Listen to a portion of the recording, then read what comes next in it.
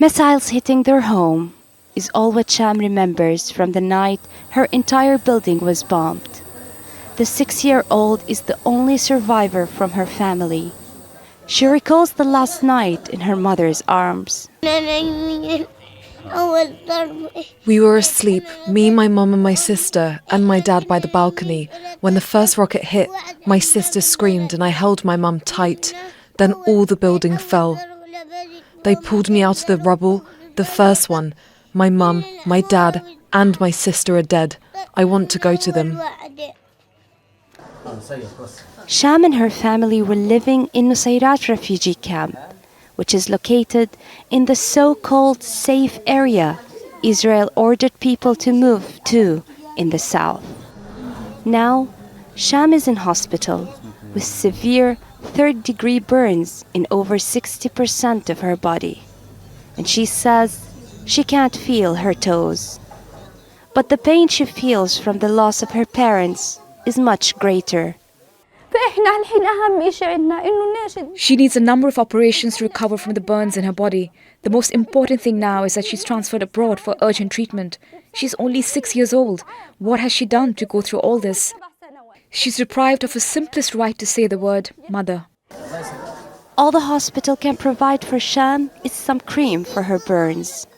Sham is one of thousands of children who are victims of Israeli airstrikes. This war has killed thousands of children and injured thousands others. Most of those children who survive have to deal with the pain and trauma of losing their parents or loved ones.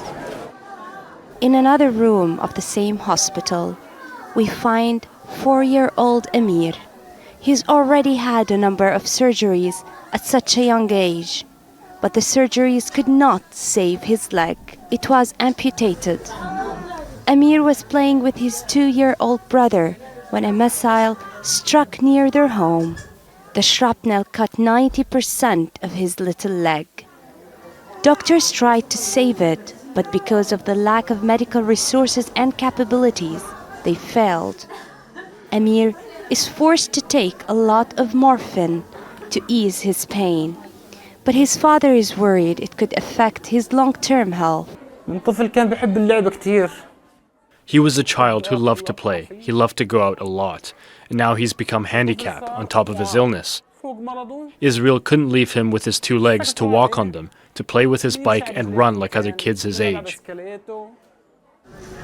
Many of the injured children in Gaza's barely functioning hospitals are in dire condition.